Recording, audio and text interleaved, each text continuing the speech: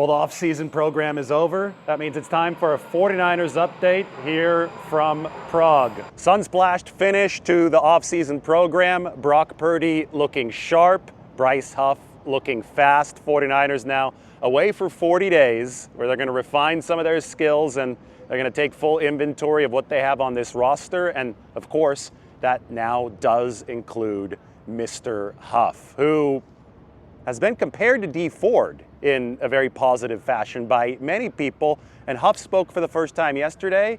He invoked Dee Ford's name. Apparently, Robert Saleh used to show him tape of Dee Ford saying, "This is who you can become."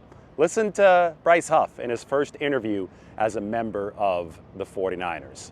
Yeah, for sure. We did watch a lot of Dee Ford film in my earlier years in this scheme, so he was definitely a guy that I watched a long time. We had the same type of stride, and that's just something that he showed me so I can work on my timing with some of my moves and stuff like that.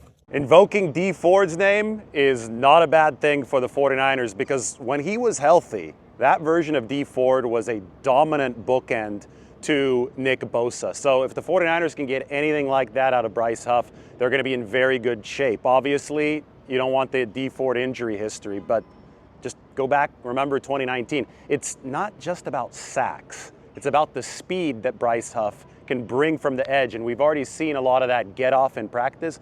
The speed can force QBs to step up in the pocket into the teeth of the rest of the pass rush. And obviously Robert Saleh is very familiar with this speed. He was Huff's coach with the Jets, and he presided over the rise from undrafted free agency into a 10-sack guy.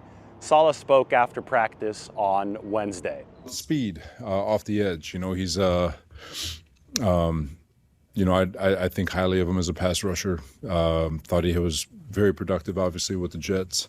He wins at such a high rate. A lot of times we look at pass rushers, we look at sacks, and sacks are important. They end drives, and it's what ultimately gets these guys paid. But his disruption rate in getting the quarterback off the spot and the way he can do it now, he is a second effort pass rusher, but he wins so quickly, so often that coordinators have to account for his presence on the field. The story here, I think, is significant because this is not a former first-round pick who always had great expectations, who's living up to some kind of athletic profile or college career at the NFL level.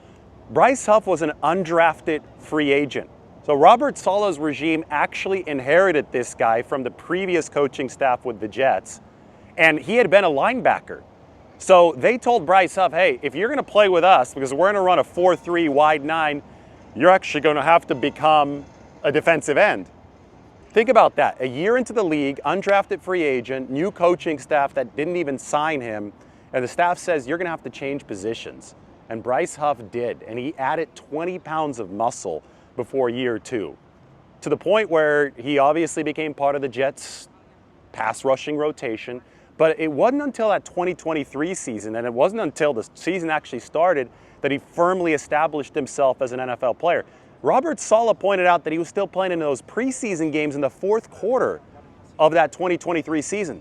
Normally it's scrubs playing in the fourth quarter of preseason games, guys who are not going to make the roster. That very same season, Bryce Huff had 10 sacks, and he made his money. He made that contract with the Philadelphia Eagles. So he comes from undrafted free agency all the way up until his 10-sack season, the preseason of that. He's considered, at best, a roster bubble guy. Then he explodes for 10 sacks. That's a story of perseverance. That's a story of work.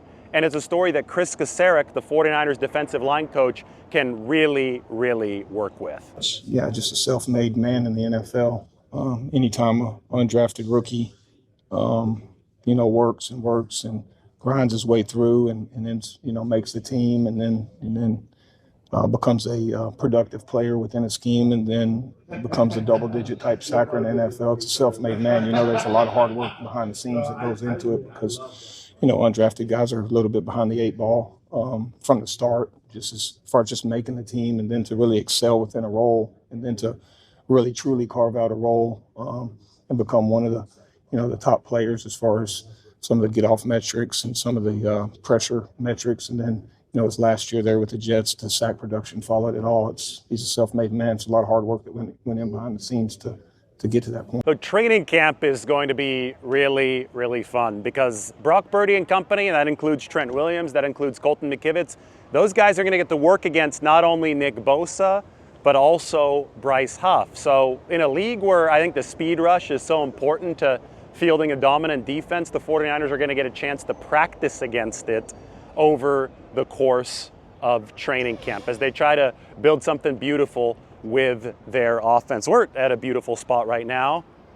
That's actually just a theater behind me. It was built between 1905 and 1907. So right when San Francisco was burning down because of the 1906 earthquake, they're building this theater in Prague. The neighborhood is called Vinohrady, and we turn to the right and we'll see an old church. Now it's not as old as some of the other churches that we'll definitely cover in Prague when we're back in town. We're actually leaving town today for a little bit, but built in the 1800s, and it probably took them over 100 years to build it. Bazilika Svate Ludmily. And this square is called Náměstí Míru, Peace Square.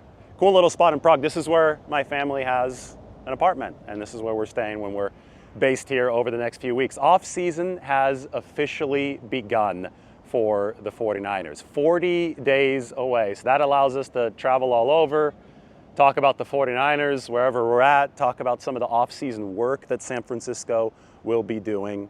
And a lot of that's going to include conditioning, but a lot of it also some playbook study for the 49ers. Now here's how things are going to work. Some of the guys will actually stay near the team facility. That's usually the younger players, and they can work out there. The facility is going to be open to them over the course of the next 40 days. Rehabbing players, some of the ACL guys, they're more likely to actually stay near the team facility, but most players will disperse. They can train wherever they want to. They just got to come back in shape. And the rookies are going to be required to report earlier, about a week ahead of the veterans. Then the veterans will report, then training camp will begin. The first few days of training camp actually will be without pads.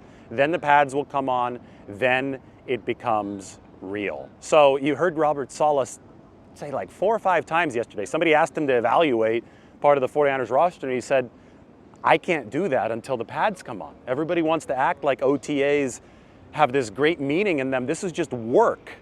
Work for the 49ers to set the table for when the actual competitions will begin. So we cannot wait for that. Up until then, we're going to do 49ers videos from really, really cool spots, such as here, Náměstí Míru in Prague.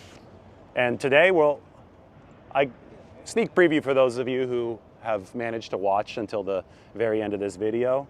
We're going to be going to Malta. We're going to be in an island in the middle of the Mediterranean. So we'll see you guys very soon.